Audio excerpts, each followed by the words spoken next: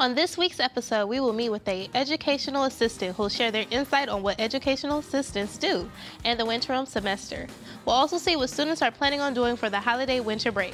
So grab some hot chocolate and blankets. All this and more coming up on this episode of MATC Now.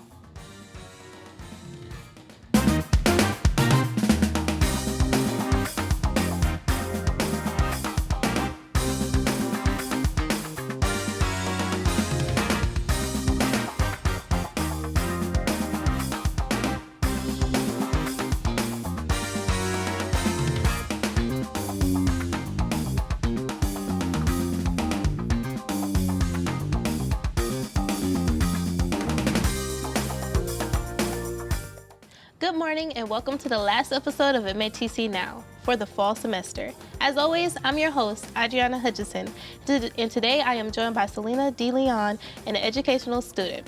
Hi, Selena. How are you today? I'm doing very well. How are you? I'm doing great. Can you tell us a little bit about what you do here at MATC?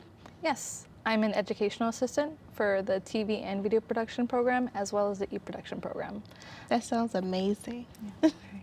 We will get back to asking you questions later. Now, let's see what our student producers have for us from the cosmetology program.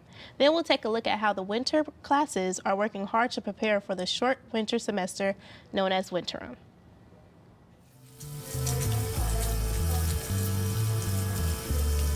Oxford Languages Dictionary defines cosmetology as the professional skill or practice of beautifying the face, hair, and skin. We decided to go and explore further by talking to an instructor of cosmetology at MATC. I have a lot of responsibilities and it depends on the day. I teach classes as an instructor in the cosmetology and sometimes in the barbering programs, sometimes in the apprenticeship program. We literally spend all day taking clients in the student salon, and it has been very difficult. We were shut down for a solid year because of COVID. So to have some of our regular customers, clients coming back and having their hair done made me very happy. It was also a day that I could really work with our seniors that are going to be graduating next week and watching them bloom as they work on the clients. Students have a very different perspective of the program than their instructors. We spoke to a second-year cosmetology student who is graduating this week about what she gained from being in the program.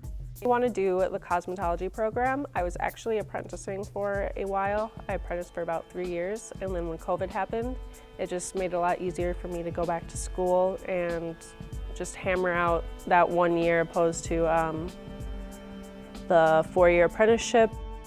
What I learned in the cosmetology program of MATC is how to properly roll a perm, along with how to properly handle a lot of hot tools, which were things that I never really got a lot of experience with before coming here. I was nervous that there were going to be clients or situations I would come into in the future where I wouldn't be able to take them because I didn't understand the proper skills needed, but now I feel completely confident in myself, and like anyone could walk in and sit in my chair and I could figure it out. Communication skills are huge. You can be the most talented hairdresser, give the best haircut, but if you don't know how to relate to people and you can't communicate, it's going to be a big problem. People are drawn to personalities. A lot of my lifetime clients that I've had were because we became friends, and I encourage the students to work on their communication skills and let them know, even if you're a little bit shy like I was, that goes away over time. It really does, because you're talking to people every single day, and I can talk to anybody now. It is important because they have the ability to change someone's self-esteem. And nothing is more rewarding than taking somebody into your chair that doesn't feel good about themselves and ending up like brightening their day by making them feel worthwhile and beautiful. The cosmetology program at MATC is filled with talented students and diligent faculty. And while cosmetology may be the study of hair and skincare, to these students and instructors, it is clearly so much more. It is a passion, career, and connection to others. Honestly, my favorite aspect has been the friends that I made. I wasn't expecting really to make the kind of friendships that I did here, but I'm graduating next week, and I'm like really sad that I'm not going to be able to have my breakfasts and lunch with my friends every day like I have, and that was the most meaningful for me.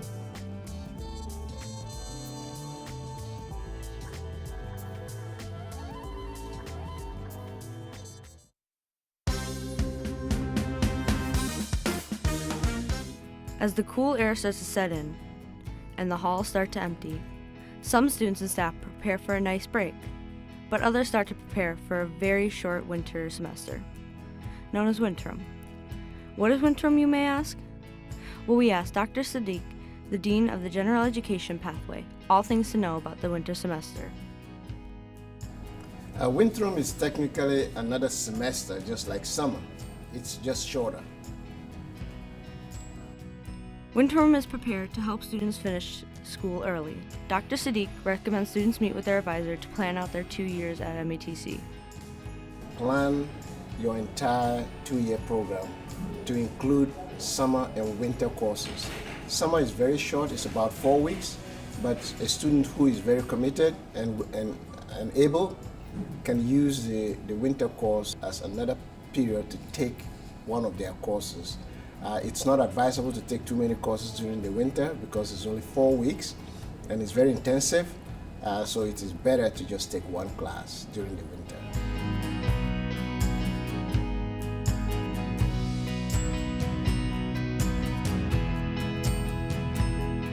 A typical class during Winterim looks like any normal class, just more condensed. So when getting prepared, students should know how to work quickly and efficiently. Prepare for winter, students are very ready. They should have finished their fall semester strong, and they should have made a determination to do this early. It is not it's something you just jump into because it's so short.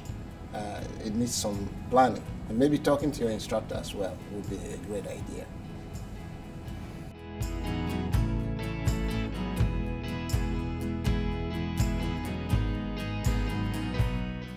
Most of our winter courses are online. We may have 1 or 2 that require in-person. I think physical and health education probably has a course that requires in-person. Other than that, most of the typical general education courses are all online.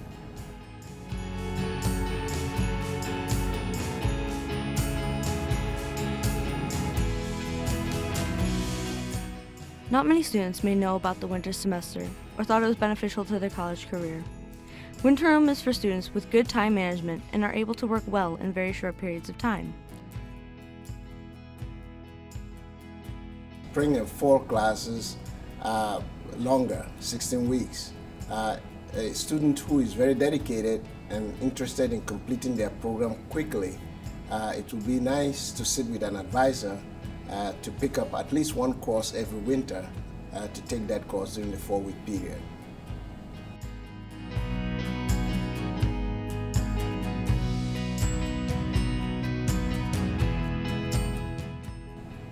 What students would take the most from Winterim is that it actually keeps them busy throughout the year.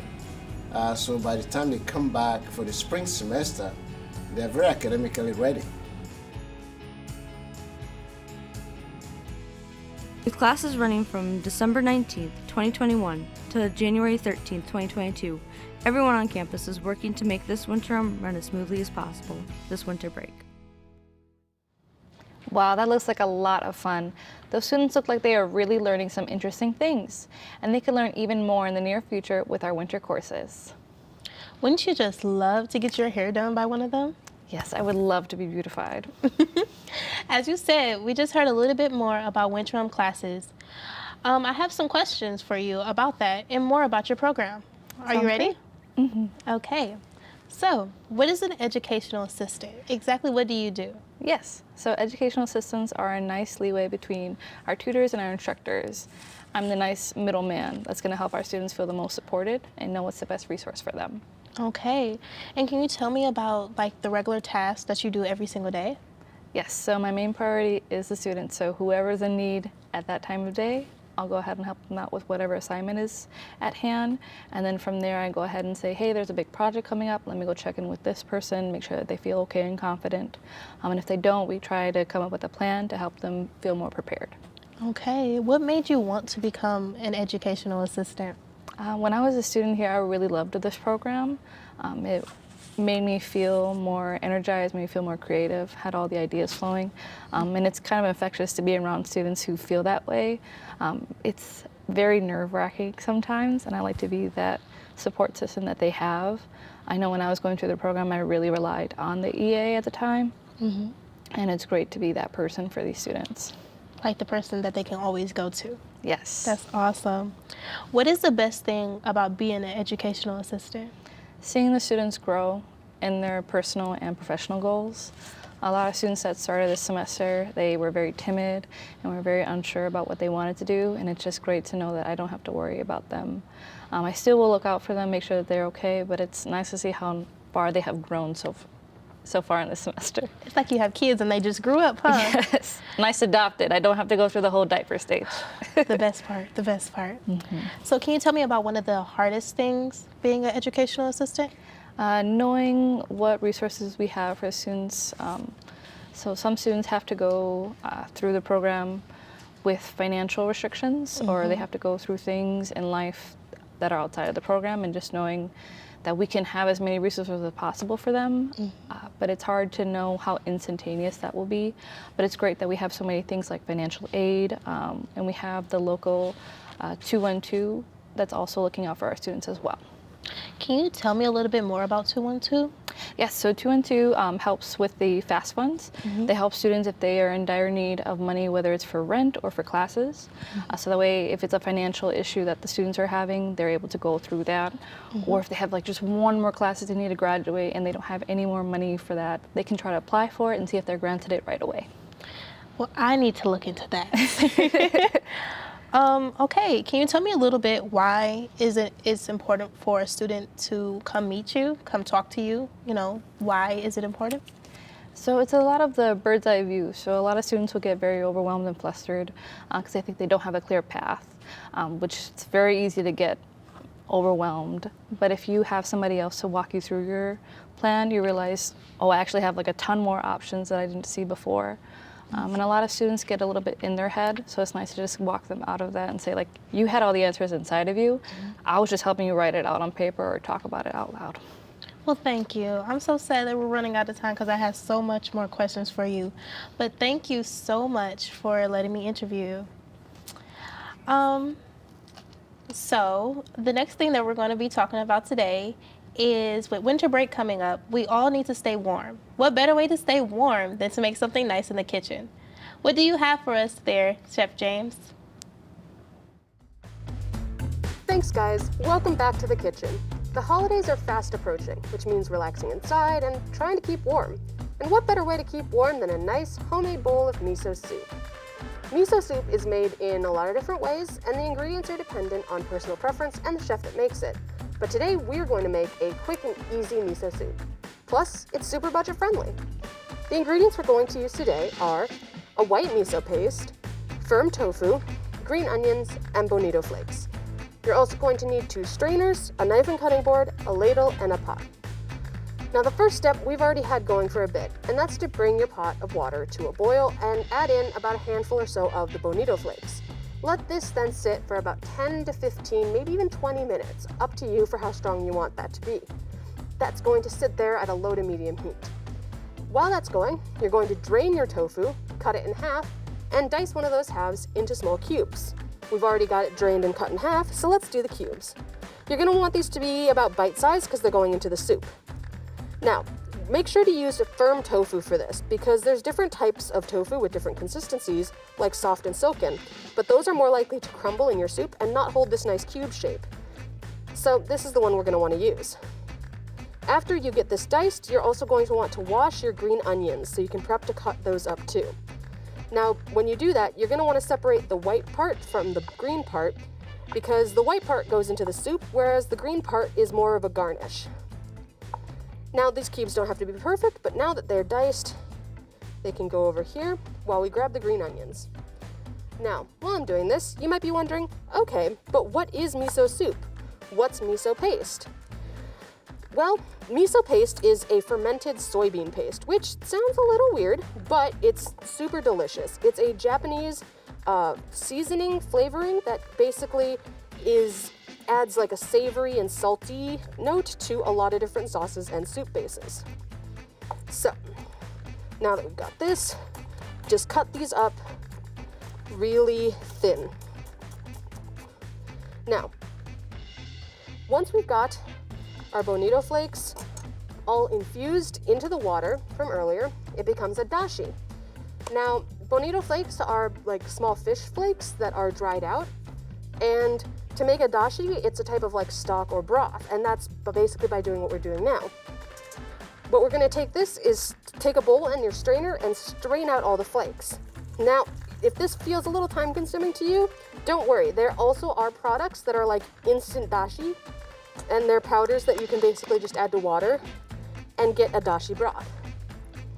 Now, once that's strained out, you're going to add your green onions to the pot, just these white bits, and your tofu as well. Just put those right in. Don't worry about the heat of the pot. It won't really affect it if it cooks a little bit. Once it's thin, then you're gonna add the clear broth back into the pot with the stuff. Oops, and be careful. Once it's all in, you're gonna mix it around a little bit here, and then take your small hand strainer. You're also going to want to grab your miso paste. You're gonna take this and do about 2 spoonfuls of the miso paste into the strainer. Now, we're gonna get this and then submerge the strainer about halfway into the dashi broth and start to use the back of the spoon to push it through. Now, you could ask, why are we doing it this way? And that's because if you put the miso paste in as is, it will just stay clumped up. This way, it's a little easier to dissolve right in. If you put the clumps in as is, you would have to go in with a whisk, and that risks breaking up the tofu. This way, it dissolves pretty quickly and easily without disturbing the other ingredients.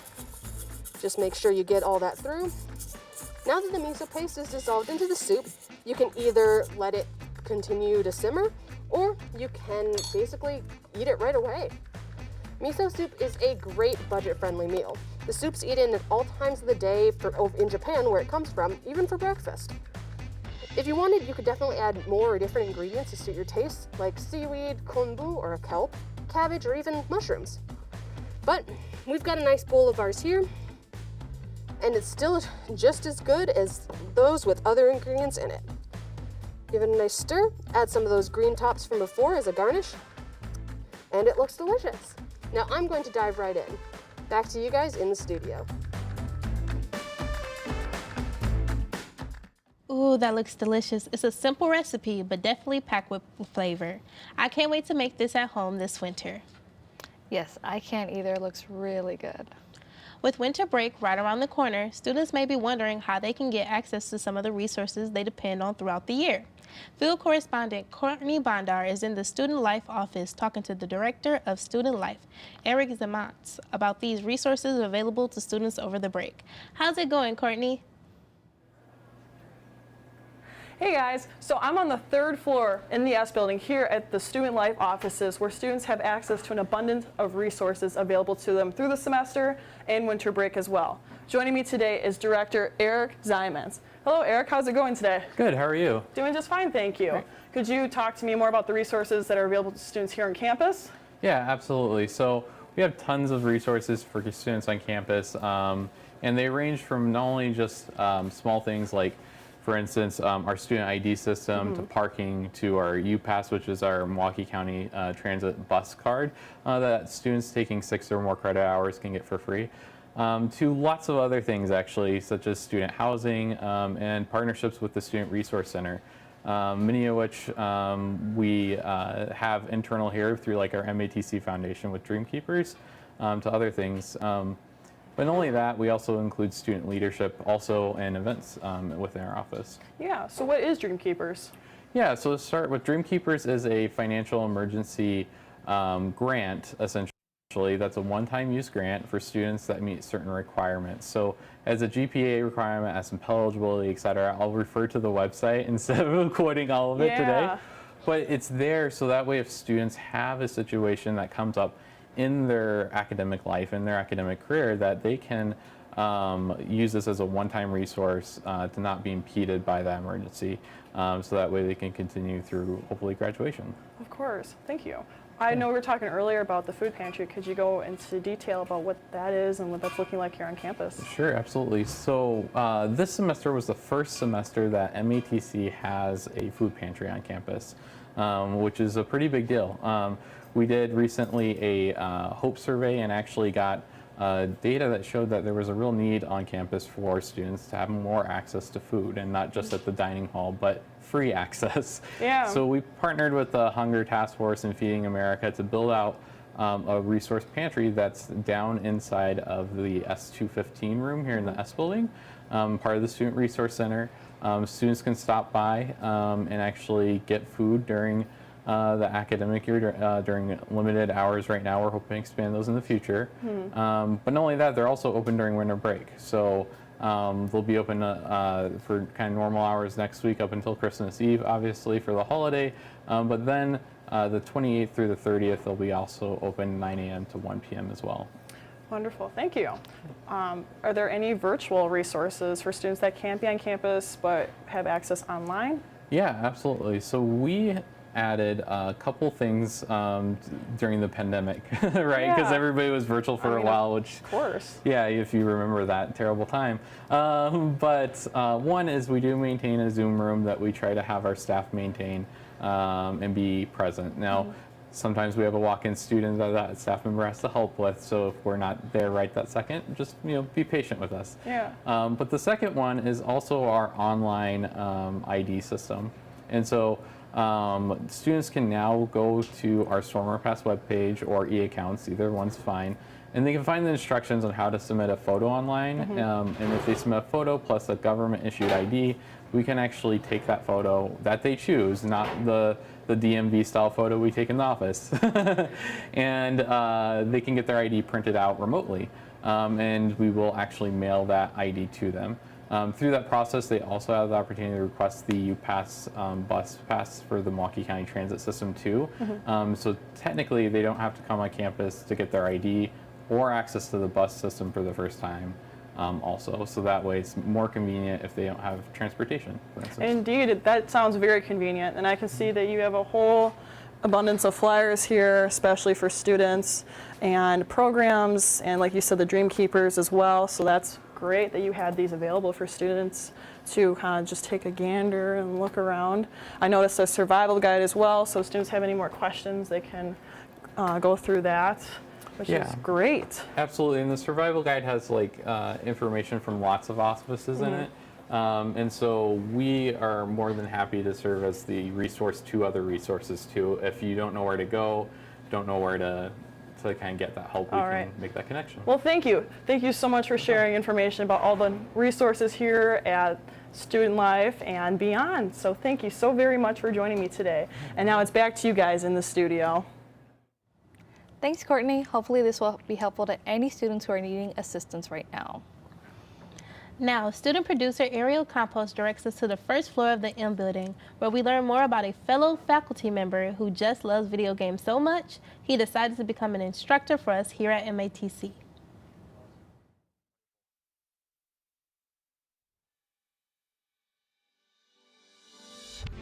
Understanding the complexity of object-oriented programming principles and developing within a game engine is one of the most difficult things you could ever do within the creative arts. Who better to help us understand than the Department Chair of Animation, Computer Simulation, and Gaming Program, Michael Anderson.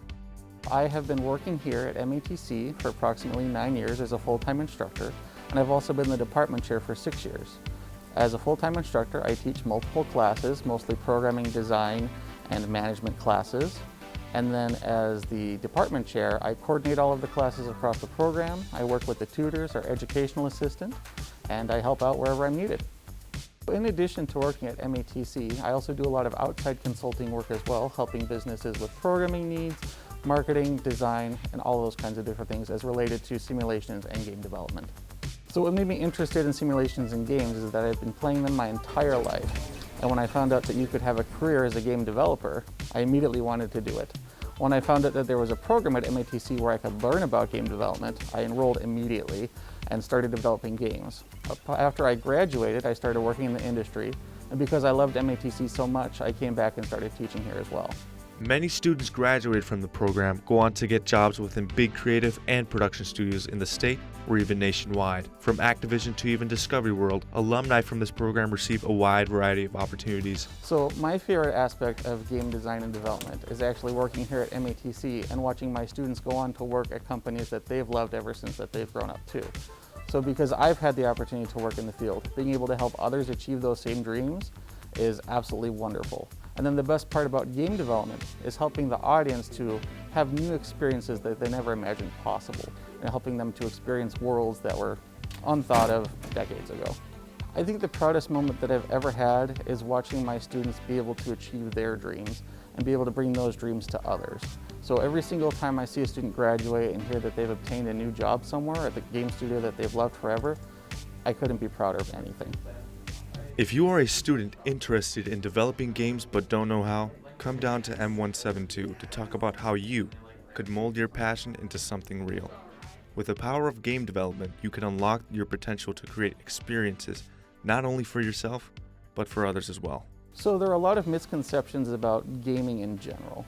Video games have become increasingly popular over the last number of years. In fact, last year in 2020, the video game industry generated over $180 billion worth of revenue.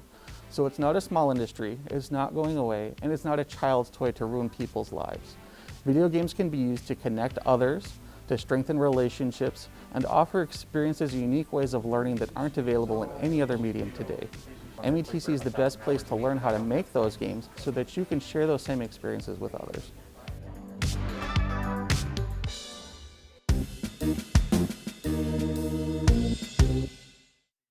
With the pandemic still going on, schools have made a huge effort by changing classes to online learning. Extremely surprised to make a full and pretty much instant transition to online learning, and I know everyone really expected to be back after that spring break in 2020. People had left all of their things on campus and expected to return to the lab room.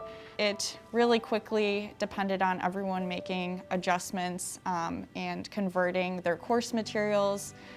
So students hadn't really been used to this method and mode of instruction. Some of them had never even taken online classes before, and then were expected to fully transition to that.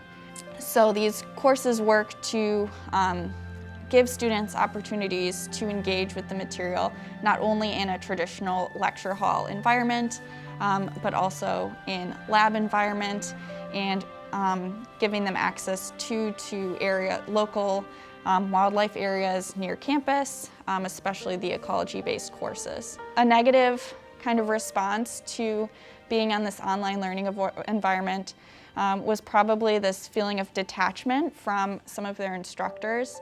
And I think that became really isolating for some students. They didn't feel like they had the support system that they normally would have.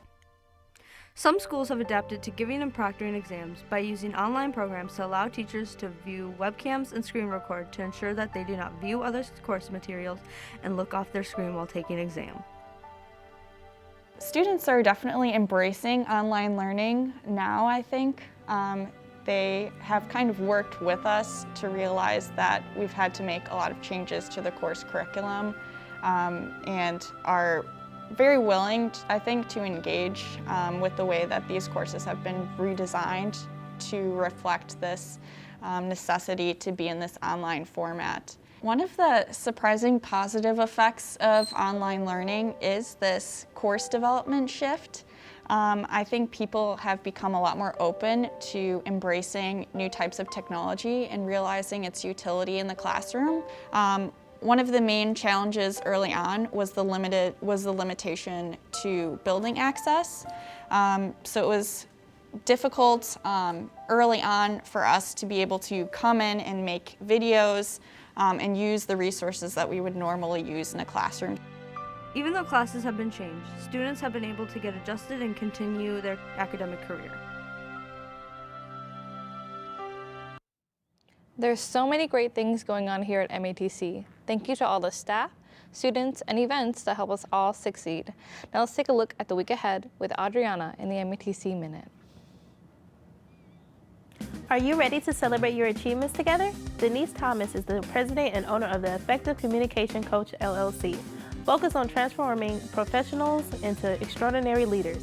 This Friday at 6 p.m. at the Pfizer Forum. MATC has partnered with Focus on Energy to offer exclusive discounts on the Efficient Energy Star products, such as LED light bulbs, efficient shower heads, and more. Sale ends Monday, December 20th. Help MATC's Criminal Justice Student Organization collect toys for the Sojourner Family Peace Center to help at-risk individuals. Leave toy donations in the blue bin outside of room B115 at the Oak Creek campus ending tomorrow. Visit the financial aid workshop before you leave for semester break and get help completing your FAFSA. Aid is at the downtown campus this Thursday from 10 a.m. to noon. Looking to work? Job Up Milwaukee has employers waiting to hire current or upcoming graduates MATC students. Go get that money. Thanks, Audrianna. Now let's check in with student producer Lucas Brunzel to see some of the fun attractions along Milwaukee's Riverwalk in this week's Hidden geMKE. I'm student producer Luke Brunzel, and this is another Hidden geMKE.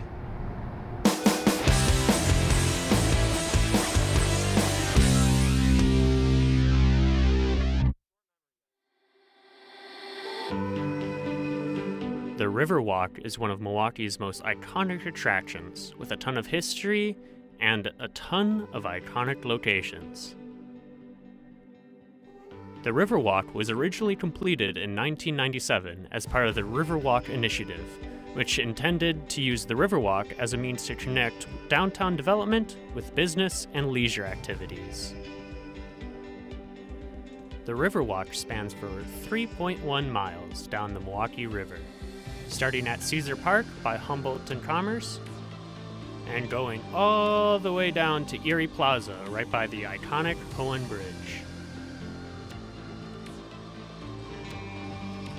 Along the Riverwalk, there are tons of fun landmarks to admire and take a few pictures with.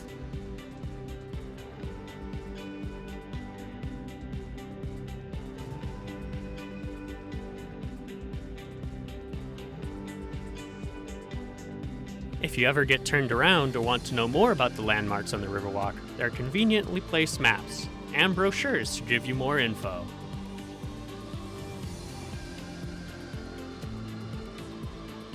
That's all for this week's Hidden geMKE. I'm student producer Luke Brunzel.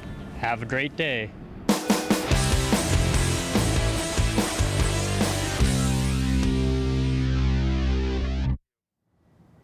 The Milwaukee Riverwalk is such an iconic place here in the city. I'm going to have to visit it soon with all the time we're going to have over winter break. Well, that looks like all the time we have. Thank you, Selena, for joining me today. Thank you for having me.